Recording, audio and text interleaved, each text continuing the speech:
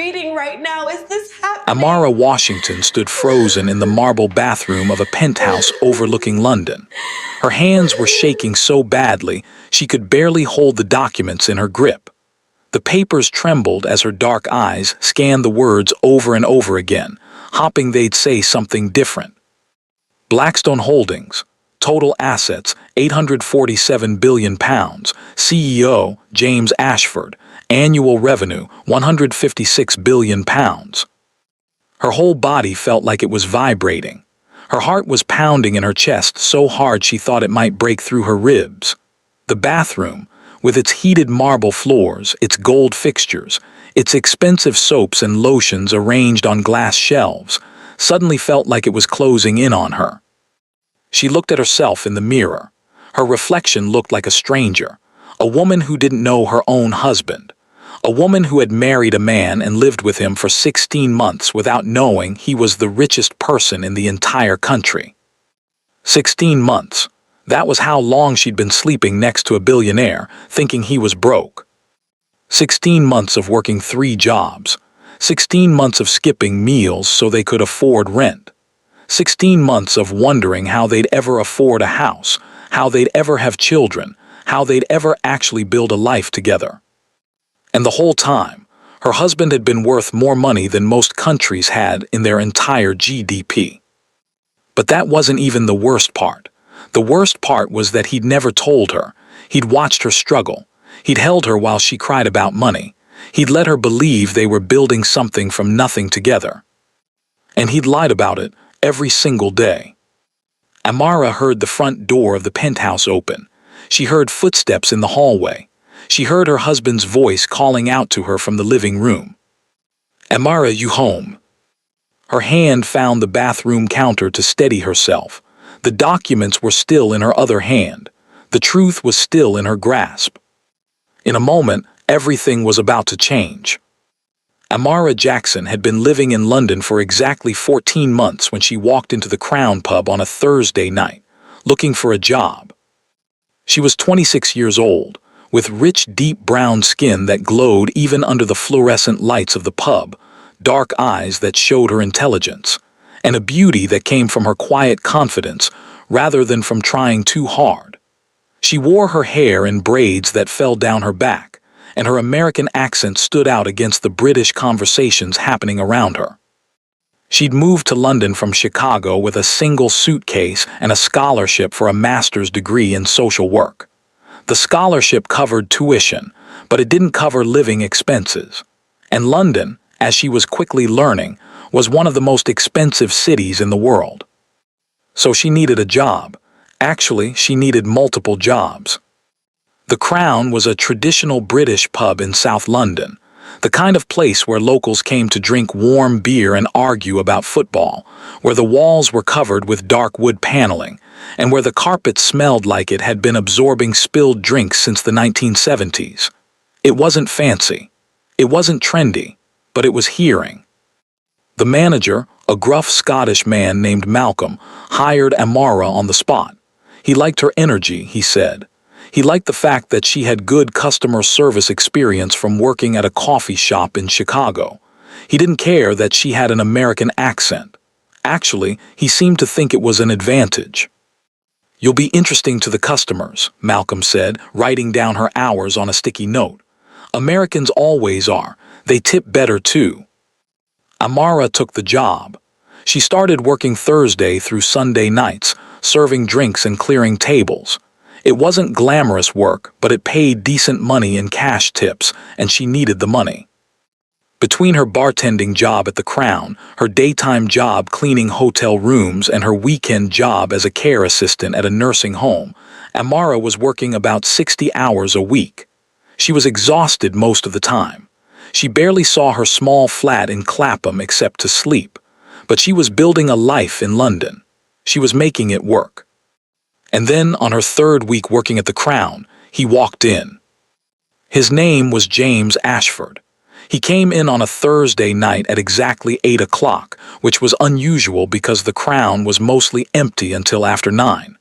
He walked to a booth in the corner, the same booth Amara would later realize that he always sat in, and he ordered a whiskey neat. Amara didn't really notice him at first. There were plenty of customers at the pub, but over the next few weeks, as he came back every Thursday night and ordered the same drink, she started to notice him. He was handsome, not in a flashy way, but in a way that suggested he wasn't trying. He was tall, with rich chocolate brown skin and dark, intelligent eyes that seemed to be constantly observing the world around him. He had a close-cropped haircut that showed off the shape of his head, and a small, carefully groomed beard that suggested someone who paid attention to details. He wore simple clothes, jeans, plain cotton shirts, a sweater that had seen better days. Nothing about him screamed money. But there was something about him that commanded attention anyway. The way he sat, the way he looked at people, the way he read his newspaper like he was genuinely interested in every word. What fascinated Amara most was that he seemed completely alone. He didn't come with friends. He didn't check his phone obsessively. He just sat in his booth, drank his whiskey slowly, and read. He seemed comfortable with solitude in a way that most people weren't. For the first 4 weeks they barely spoke. Amara would bring his drink, he would say thank you, and that was it. It was a professional interaction, nothing more. But Amara was starting to notice things about him. She noticed that he always tipped well, but not so well that it was flashy. She noticed that he was kind to the other staff members. She noticed that when a drunk customer was being rude to another server, James quietly intervened and made sure it stopped. She noticed that he seemed sad, in a quiet way that suggested he carried something heavy. One Thursday night, about 6 weeks after he'd started coming to the pub, he asked her a question. Amara was wiping down the bar, trying to stay awake despite her exhaustion. She'd worked a double shift cleaning hotel rooms and had come straight to the pub without eating. She was running on coffee and determination. James watched her for a moment and then he asked, "Are you okay?" The question was so simple and so genuine that Amara felt tears prick her eyes. Nobody ever asked her that. Nobody ever noticed that she wasn't okay. "I'm fine," she said, turning back to the bar. "You look like you're carrying the weight of the world," James said. "I recognize that look because I've worn it myself." Amara paused. She turned back to face him. There was something about the way he said it, so honest, so real, that made her want to tell him the truth. "I'm working 3 jobs and taking a full-time master's degree," she said quietly. "I'm exhausted. I'm broke. I'm not sure I'm going to make it work, but I have to make it work, so I'm trying." James nodded like he understood completely. Because, as Amara would later learn, he did understand. "You'll make it work," he said. "I can see it in your eyes. You're not the type of person who gives up." It was a simple compliment, but it was the thing Amara needed to hear. After that night, something shifted. James started asking her questions. When he came in on the next Thursday, instead of just ordering his drink, he asked Amara about herself. Where was she from? What was she studying? Why had she moved to London? Amara found herself answering. Slowly, carefully, she started to open up to this stranger who seemed genuinely interested in her answers. She told him about Chicago, about growing up in a middle-class neighborhood, about her parents who were both teachers, about how she'd always wanted to help people. She told him about her dream to open a community center for at-risk youth in London. She told him about how scary it was to be alone in a new country, how exhausting it was to work so much, how sometimes she wasn't sure if she could keep going. James listened like she was the most interesting person he'd ever met. He asked follow-up questions. He remembered details she'd mentioned weeks earlier. He was present in a way that most people never were. It took about 3 months of Thursday night conversations before James asked if she wanted to get dinner somewhere other than the pub. They went to a small Italian restaurant in Clapham. It wasn't fancy. No white tablecloths, no Michelin stars, no pretense. It was honest and warm and real. They ate pasta and drank cheap wine, and they talked about life. By the end of that dinner, Amara knew she was falling for him. They started dating after that. It was slow and steady and real. James didn't rush her. He took his time. He showed up consistently. He was honest about his situation from the beginning. "I'm not rich," he told her on their third date. "I work as a bartender. I've got a small flat in Brixton. I'm just getting by like everyone else. If you're looking for someone who's going to sweep you off your feet with money and luxury, I'm not that guy." Amara appreciated the honesty. It actually made her feel less alone in her struggle. Here was a man who was also working hard, also building a life, also trying to make it in an expensive city. They were on the same page. They were in the same situation. "I don't need money or luxury," Amara told him. "I need someone who understands what I'm trying to do, someone who gets it." James smiled at her, and in that moment, Amara felt like maybe everything was going to be okay. They became inseparable after that. James would come to the pub where she worked, and instead of sitting in his corner booth, he'd sit at the bar and talk to her during her shifts. Sometimes after her shift ended, they'd walk through South London in the early morning light, just talking about everything and nothing. James was different from anyone Amara had ever known. He was quiet, but not in a shy way, in a way that suggested he'd thought deeply about things and had real opinions. He was kind, but not in a people-pleasing way, in a way that suggested he actually cared about doing the right thing. He was mysterious, but not in an off-putting way, in a way that made Amara curious about him. He never talked much about his own family or his past. When Amara asked about his parents, he'd give short answers and then turn the conversation back to her. When she asked about his work at the pub, he'd say it was fine and ask about her classes instead. It was like he was deliberately keeping parts of himself private. But Amara didn't mind. She figured he'd open up when he was ready. She thought maybe he'd had a difficult past and wasn't ready to talk about it. Everyone had parts of themselves they kept hidden. Amara certainly did. 6 months into dating, James asked Amara to move in with him.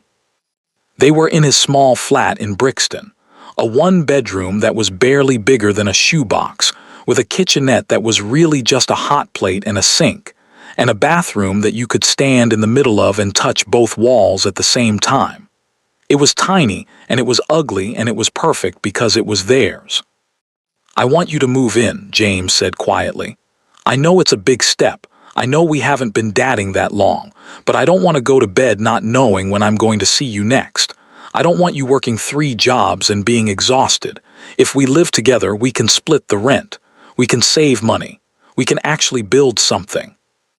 Amara said yes. It was the easiest yes she'd ever said. The next 8 months were the happiest Amara had ever been. Living with James meant she didn't have to work as many jobs. She could cut back to 2 jobs, bartending and housekeeping, and focus more on her master's degree. She could actually sleep sometimes. She could actually eat regular meals. It wasn't luxury, but it was better. It was manageable. James was always thoughtful. He'd come home from his shifts at the pub and he'd make dinner for them. Nothing fancy, just simple things like pasta or rice and beans, so they could eat together. He'd listen to her talk about her classes and her dreams. He'd hold her when she was stressed about assignments or money or the future. And slowly, Amara realized that this was love.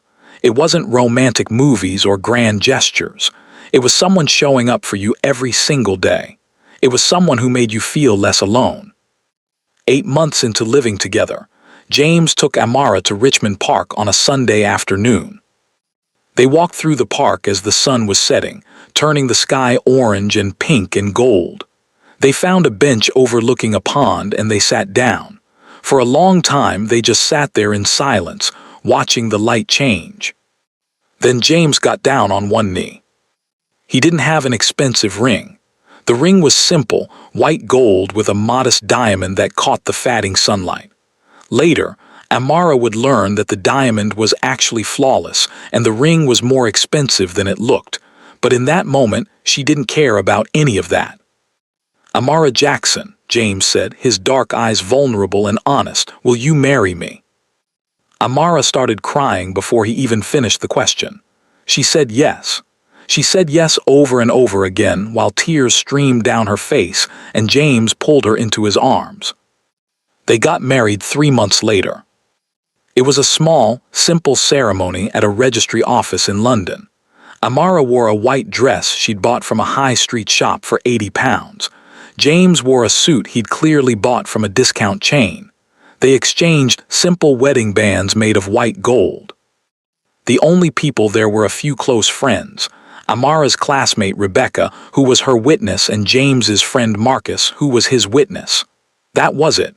No big family gathering, no fancy reception.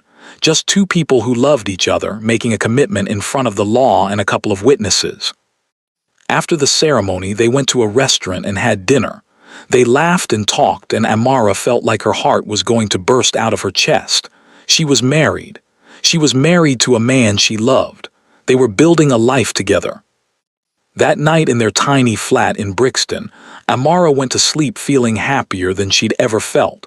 She had a husband who loved her. She had a future that suddenly seemed bright and possible. She had someone in her corner. Marriage was harder than Amara expected. Not because she didn't love James. She did, desperately. But because the reality of their financial situation was more stressful than she'd anticipated. Both of them were working but barely scraping by. London was expensive. Rent took up most of their money. Food was expensive. Utilities were expensive. Everything was expensive. James was working longer and longer shifts at the pub.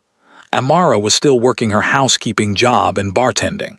They were both stressed and tired all the time. They'd go for weeks without seeing each other because their schedules were so different. When they did see each other, they were both too exhausted to do anything except sleep. One night, 14 months into their marriage, Amara broke down. They were in their tiny flat, sitting on their even tinier bed, and Amara just started crying. Not the pretty kind of crying. The ugly, gasping, desperate kind of crying. "I don't know how we're going to make this work," she said through her tears. "We're both working so hard and we're still barely surviving. How are we ever going to save for a house? How are we going to have kids? How are we going to actually build a life? What if we're always going to be poor? What if this is just how it is?" James held her. He didn't say anything for a long time. He just let her cry into his chest while his hand rubbed her back. Finally, he said, "We'll figure it out. I promise we'll figure it out. I promise, Amara." His voice was so sure, so confident, that Amara believed him. She didn't know how they'd figure it out, but she believed that somehow they would. 16 months into their marriage, Amara was cleaning the bathroom in their flat when she found something. She was organizing the undersink cabinet, throwing away old bottles and cleaning supplies, when her hand knocked something at the back of the cabinet. She reached back and pulled out a leather wallet. It was a men's wallet. It was clearly expensive, real leather, quality craftsmanship. It definitely wasn't the kind of wallet that a bartender would own. Amara's curiosity got the better of her. She opened it. Inside was a credit card. It was black and sleek and definitely expensive. It had James's name on it, but underneath his name it said something that made Amara's breath catch in her throat. Blackstone Holdings Platinum Card. Blackstone Holdings. Amara had never heard of Blackstone Holdings, and James was a bartender. Why would a bartender have a credit card from some company she'd never heard of? Her heart started pounding. She knew she should put the wallet back. She knew she should just forget about it, but instead she did something she wasn't proud of. She snooped. She went to the small desk in their bedroom where James kept his important papers. She found a folder with his name on it. With shaking hands, she opened it. Inside were documents, official documents with logos and letterheads. She started reading them, and with every sentence she read, her world seemed to tilt more. James Ashford, CEO of Blackstone Holdings. Total assets, £847 billion. Current market value, £156 billion per annum. Holdings include technology companies, real estate, investments across Europe. Amara sat on the edge of the bed, holding the documents, and she felt like she was going to be sick. Her husband wasn't a bartender. Her husband was a billionaire, not just a billionaire. the richest man in the entire United Kingdom. And he'd never told her. All the time she'd been working 3 jobs and stressing about money, he'd been worth hundreds of billions of pounds. All the time she'd been skipping meals so they could afford groceries, he could have bought a neighborhood. All the time she'd been wondering how they'd ever afford a house, he owned properties worth more than some entire cities. And he'd let her do all of that. He'd watched her struggle. He'd held her while she cried. He'd promised her they'd figure it out, when the whole time he could have solved every single one of their financial problems with a phone call. Amara heard the front door open. She heard James set down his keys. She heard him walk toward the bedroom, humming softly like he didn't have a care in the world. When he opened the bedroom door, he saw Amara sitting on the bed with the documents in her lap. His humming stopped. His face went pale. And in that moment, Amara understood that everything she thought she knew about her marriage had been a lie. Amara has just discovered that the man she married, the man she thought was struggling just like her, is actually the richest person in the entire United Kingdom. He's a billionaire CEO who's been living a complete double life. But here's the question everyone's asking. Why?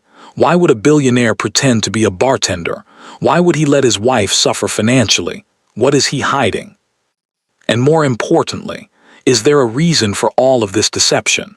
Is there something about James that Amara doesn't know yet? If you're loving this story, make sure you hit that subscribe button and ring that notification bell right now. You don't want to miss any part of this story. "What is this?" Amara asked, her voice surprisingly steady considering that her entire body was shaking. James didn't move. He just stood in the doorway, staring at the documents in her hands like they were going to burn him. "Amara," he started, but she cut him off. "No, don't Amara me. What is this?" She held up the documents. "Blackstone Holdings, £1 billion. James, what the hell is this?" James closed the bedroom door behind him and walked slowly over to the bed. He sat down next to her, but Amara moved away from him. She wasn't ready to be close to him. "I need to explain," James said quietly. "Yes," Amara said. "Yes, you need to explain. You need to explain why you've been lying to me for 16 months. You need to explain why you let me work 3 jobs when you could have paid off all our debts with your pocket change. You need to explain why you watched me cry about money when you're worth nearly £1 trillion. Her voice was getting louder. She was starting to cry, but not the sad kind of crying, the angry kind. "I found out my father had a company," James said slowly. "Blackstone Holdings. I didn't grow up rich, Amara. I grew up normal. My father and mother were normal people, but my father was smart and he built this company. By the time I was born, he'd already made his money, but he wanted me to understand the value of hard work. He wanted me to know what it meant to actually work for something." Amara listened, but she didn't interrupt. "So when I turned 21, my father made a deal with me. He said, 'Here's your inheritance. Here's your access to the money. But if you want to understand who I am, if you want to understand what I've built, you have to work. You have to earn something. You have to know what it's like to build your own life.'" "So you became a bartender?" Amara asked, her voice dripping with sarcasm. "You slummed it in a pub to understand the working man's experience." "I became a bartender because my father told me to," James said. He said, "Work at a normal job for at least 5 years. Live on what you earn. Don't touch the money unless you're about to starve. After 5 years, if you still want to take over the company, it's yours. If you don't want it, you can give it away or do whatever you want." 5 years, Amara repeated. "James, we're not even a year into marriage. According to what you're saying, you should have been working at that pub for another 4 years." "I know," James said. "I know I was supposed to wait, but then I met you." James turned to face her directly. His dark eyes were earnest and vulnerable. "When I met you, everything changed," he said. "I wasn't thinking about my deal with my father anymore. I wasn't thinking about proving something to myself. I was thinking about you, about building a life with you, about making sure you had everything you needed." "Then why didn't you tell me?" Amara's voice cracked. Why didn't you just tell me? We were going to get married. We were going to build a life together, and you lied about who you are. Because I wanted you to love me, James said. Not my money, not what I could give you. I wanted you to love me for me, and I was afraid that if you knew the truth, you wouldn't be able to see past the money. Amara stood up from the bed. She needed distance from him. That wasn't your decision to make, she said. That wasn't your choice to take away from me. I had a right to know who I was marrying. I had a right to know the truth about my own husband. I know, James said. I know, and I'm sorry. I'm so sorry, Amara. The anger. For the next several hours, Amara was furious. She yelled at him. She cried. She asked him questions and didn't like his answers. She wanted to know everything. When exactly was he going to tell her? What would have happened if she hadn't found the wallet? Would he have ever told her? James answered every question honestly. He'd planned to tell her, he said. He'd been working up the courage. He knew it was wrong. He understood why she was angry. But his answers didn't make Amara feel better. Nothing made her feel better. I gave up my entire life to move to London, she said at one point. I came here alone with one suitcase. I worked 3 jobs and exhausted myself. I stressed about money constantly, and you could have made all of that go away. You could have told me, hey, we don't have to struggle, we can have a good life, but instead you made me suffer. I didn't make you suffer, James said. You wanted to work hard. You wanted to earn your degree. You wanted to know you were building something real. I would have wanted those things anyway, Amara shouted. But I would have wanted them while knowing that my husband wasn't lying to me about who he is. She left the flat that night. She couldn't be around him. She went to her friend Rebecca's house and slept on her couch. She didn't even call James to tell him where she was going. She just left. Over the next few days, Amara didn't talk to James. She went to school. She went to work. She avoided him as much as she could. But her anger, while still present, was starting to mix with something else. Confusion, hurt, and underneath all of that, a question that she couldn't stop asking herself. Did she love James because of who he was, or did she love him because of what she thought he was? Rebecca was supportive, but she also played devil's advocate. I'm not saying what he did was right, Rebecca said, one evening when they were sitting in her kitchen drinking tea. But I am saying, don't you see why he did it? Because he's a liar, Amara said. Because he was scared, Rebecca said. He was scared that you wouldn't love him if you knew the truth.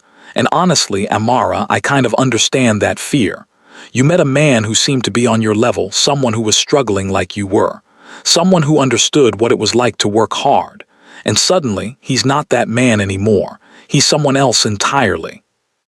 Amara didn't want to hear that, but she understood what Rebecca was saying. The truth was, Amara had been drawn to James because of the life they seemed to be building together. She'd loved him because he understood her struggles. She'd loved him because they were a team, fighting against the odds together. But now she was realizing something else. She'd also loved who James was as a person, his kindness, his intelligence, his quiet strength. And those things didn't change just because he was rich. The money didn't change who he was. It just changed the context of who he was. After 4 days of not talking to James, Amara went home. She found him in the small living room of their flat. He looked terrible. He hadn't shaved. He looked like he hadn't slept. He was just sitting on the sofa, staring at nothing. When he heard her key in the lock, he sat up. His dark eyes filled with hope and fear at the same time. "Hi," he said quietly. "Hi," Amara said back. "I've been miserable without you," James said. "I don't expect you to forgive me. I just needed you to know that." Amara sat down next to him on the sofa. She didn't touch him, but she was close enough that she could. "I need to ask you some questions," she said, "and I need you to answer them completely and honestly. No more lies. No more keeping things from me." "Anything," James said. "I'll tell you anything." "Why didn't you stop working at the pub after you married me?" Amara asked. "You were going to have to tell me eventually. Why didn't you just tell me?" "Because I was scared," James said. "I was scared that once you knew, everything would change. You'd start to see me differently. You'd start to feel like I was taking care of you out of obligation instead of love. You'd feel indebted to me. Did you want me to feel like you were my equal? Amara asked. Because keeping secrets from me didn't make us equal. It made me less informed than you. It made me ignorant. I know, James said. I know that now. I didn't know it then. They talked for hours. James told her everything. He told her about his father's deal. He told her about watching his father build the company. He told her about the pressure he'd felt to prove himself. He told her about falling in love with Amara and not knowing how to reconcile that with his father's challenge. And Amara told him how she'd felt, how betrayed she'd felt, how stupid she'd felt for not noticing the signs, how angry she was that he'd taken away her agency by not giving her the information she needed to make informed decisions about their relationship. I don't know if I can forgive you, Amara said finally, but I know I love you, and I don't think love goes away just because you're angry. James reached out and took her hand. This time she let him. The next morning, James asked Amara if she wanted to see Blackstone Holdings. Amara wasn't sure she did, but she was curious, and part of her wanted to understand who her husband really was. They took a nice car which felt surreal to Amara, to a tall glass building in the financial district of London. James held her hand as they walked through the lobby. People recognized him. They nodded respectfully. They stepped aside for him. It was a different side of James that Amara had never seen. His office was on the 42nd floor. It had a view of all of London spread out below them. It was impressive and cold, and everything Amara expected it would be. But the thing that made Amara really understand James was what she saw on the walls of his office. There were photos of his parents, photos of him as a child, photos of the early days of Blackstone Holdings, and in the corner there were photos of Amara, photos of them together at the Crown pub, photos of them walking through London, a photo from their wedding day. I spend most of my time at the pub, James said quietly, or with you. This office used to be my whole life. Then you came into my life and suddenly this office was just a place I had to be sometimes. Amara understood then. He wasn't lying to hurt her. He was lying because he was genuinely conflicted. He didn't know how to be both versions of himself at the same time.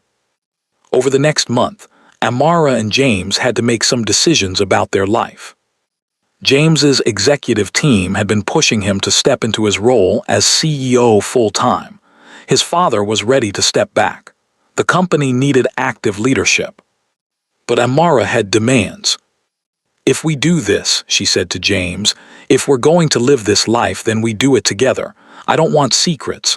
I don't want you living one life at the pub and another life here. I want one honest life. One real life. You understand? I understand, James said. I want that too. So James quit his job at the Crown. He became the CEO of Blackstone Holdings full-time, and Amara quit her housekeeping job and her bartending job. She focused on finishing her master's degree. But most importantly, they started to rebuild their marriage on a foundation of honesty. Amara has learned the truth about who James is. She's angry, but she also still loves him. They're trying to figure out how to build a marriage that's honest and real, even with all the complications that his wealth brings. But here's what we haven't talked about yet. What does Amara actually do now?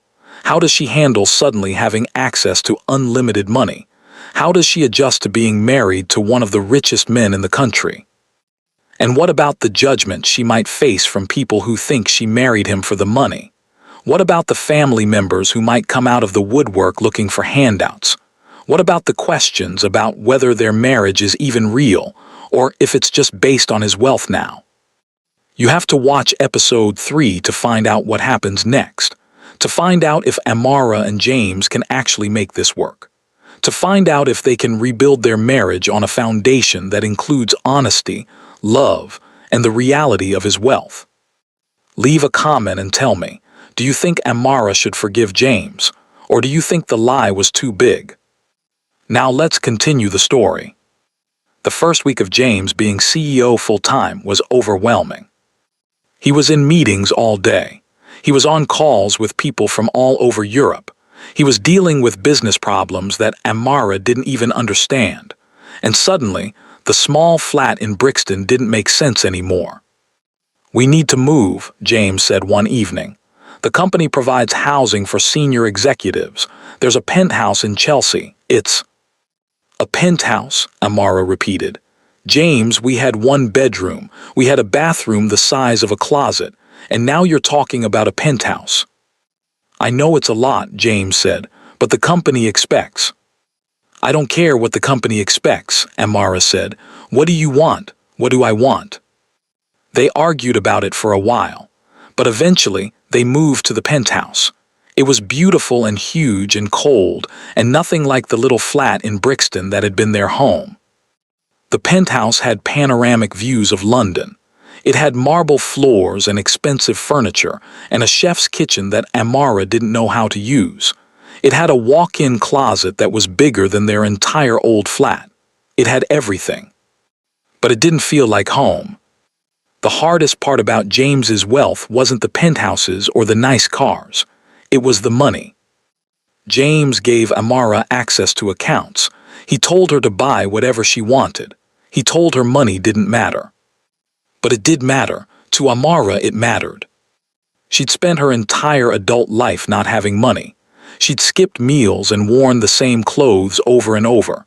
She'd worked 3 jobs and barely survived. And now she had access to unlimited funds. It felt wrong. One day, about a week after they moved to the penthouse, Amara was out shopping and she saw a dress she liked. It was beautiful, a designer dress that cost £400. In her old life, that would have been impossible. She wouldn't even have looked at it. But now she could afford it. She could afford 10,000 of them if she wanted to. Amara bought the dress. When she got home, she tried it on in front of the mirror. She looked beautiful in it. It fit perfectly. And she felt like a fraud. She called James and told him what she'd bought. She expected him to be happy, to tell her she looked beautiful. Instead, she found herself apologizing for spending the money. "I'm sorry," she said. "I shouldn't have spent that much. That was so much money." "Amara," James said gently, "you can spend that much money. You can spend 1,000 times that much money. Money is not a problem for us anymore." "But it feels wrong," Amara said. "It feels like I'm wasting it." This was the thing about being married to a billionaire that nobody talks about. It wasn't the glamorous part. It was this weird psychological thing where you couldn't adjust to the idea that money didn't matter. Everything changed when Amara's mother found out about James's wealth. Amara had been avoiding telling her family. She didn't want to talk about it. She didn't want her mother to think she'd married James for his money, but it was impossible to keep it secret forever. So when her mother called, Amara told her the truth. There was a long silence on the phone. Then her mother said, "He's a billionaire." "Yes," Amara said quietly. "And he didn't tell you?" "Not at first." Another long silence. "Well," her mother said finally, "that's certainly something." Amara could hear the calculations happening in her mother's head. She could hear the way her mother was reassessing the situation. Amara had married a billionaire. That meant Amara was set for life. That meant her mother didn't have to worry about Amara struggling anymore. But it also meant something else. It meant that Amara's mother had questions. It meant that Amara's mother probably thought Amara's marriage was somehow less real now. It meant that people might think Amara had married James for his money, even though that was impossible.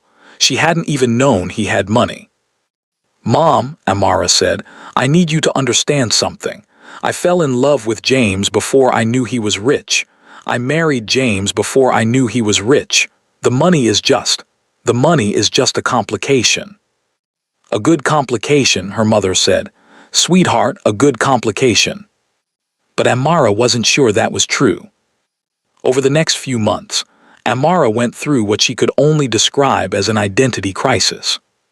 She was no longer the struggling grad student who worked 3 jobs. She was now a woman who had unlimited money and free time. She was the wife of one of the most powerful businessmen in the country. People recognized her when she went out. People were polite to her because of who she was married to. But was that who she was? Was she defined by her husband's success?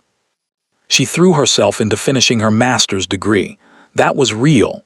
That was hers. She studied hard and wrote her thesis and graduated with distinction. But then what? She didn't want to work a regular job. She'd done that. But she also didn't want to just be Mrs. James Ashford, the billionaire's wife. So she did what she'd always wanted to do. She started planning her community center. She wanted to build a space where at-risk youth in London could come and get tutoring, mentorship, career guidance, and just a safe place to be. She wanted to create the kind of resources that she'd needed when she was younger. She wanted to take her own story and use it to help other people. James was supportive. He was more than supportive. He offered to fund the entire project. But Amara had a condition. "I need to run it," she said. "I need to make the decisions. I need it to be my work, not your work. I don't want to be a figurehead at a charity that my husband paid for." "I understand," James said. "And you're right, it's your vision, you should run it." 6 months after James became CEO, he did something that surprised Amara. He asked her to come to his office. When she got there, she found him sitting at his desk, looking nervous. "I've been thinking about what you said," he started. "About me lying to you, about taking away your agency. And I realized I needed to do something to show you that I understand, that I'm sorry, that I'm serious about being honest with you from now on." He handed her a file. Inside the file was a letter, not a normal letter, a legal letter, a letter that said James Ashford was dividing his assets. He was giving Amara 50% of everything, 50% of Blackstone Holdings, 50% of his real estate, 50% of all his investments. "What is this?" Amara asked, shocked. "This is me trusting you with my life," James said. "This is me saying, I don't want there to be an imbalance between us anymore. I want us to be true equals. I want you to have the power and the knowledge and the resources. This isn't guilt. This isn't trying to fix what I did. This is me trying to be the kind of husband you deserve." Amara stared at the papers. She was now legally a billionaire herself. She owned half of one of the most successful companies in Europe. "James," she said quietly, "are you sure about this?" "I've never been more sure about anything," he said, "except that I love you." Amara threw herself into building her community center. She found a location in South London, an old building that had potential. She hired architects and designers. She created programs. She hired staff. She built something from the ground up, and she did it with her own resources, her own knowledge, and her own vision. James helped, but he didn't control. He offered advice when she asked for it. He facilitated introductions to people who could help, but he let her lead, and that made all the difference. The center opened about 18 months after Amara and James got married. On opening day, Amara stood in front of the building and she felt overwhelming pride. This was hers, not because her husband had built it, but because she had built it. She'd had the vision. She'd done the work. She'd made it real. And it was working. Young people were coming. They were getting tutoring and mentorship. They were finding pathways forward that they wouldn't have found otherwise. Amara was doing what she'd always wanted to do. Over the next year, Amara and James's relationship deepened in ways that they hadn't expected. They'd moved past the lie, not forgotten it, but integrated it. They understood why James had done what he did. And more importantly, they'd rebuilt their relationship on a foundation that was honest and real. James was spending less time at the office and more time with Amara. He was getting involved in her community center, not as a funder, but as a supporter. He was mentoring some of the young people who came through the center. He was finding meaning in that work in a way he'd never found it in the corporate world. And Amara had grown in ways she hadn't expected. She was a successful businesswoman now. She was running an organization that was changing lives. She was a thought leader in her field. And she'd done it while being married to one of the most powerful men in the country, which was actually incredibly difficult because she had to constantly prove that her success was hers and not his. But she did prove it. She made herself undeniable. One evening, about 2 years into their marriage, Amara and James were sitting on the balcony of their penthouse, looking out at London. The city was lit up below them, millions of lights, millions of lives. "Do you remember when you thought I was broke?" James asked. Amara laughed. "I try not to think about how stupid I was." "You weren't stupid," James said. "You were trusting, you believed what I told you. That's not stupid, that's the opposite of stupid." "I was naive," Amara said. "Maybe," James agreed. "But you know what? I needed that. I needed to be with someone who didn't see my money first. I needed to know that I could be loved for who I am, not what I have." "And were you," Amara asked, "loved for who you are?"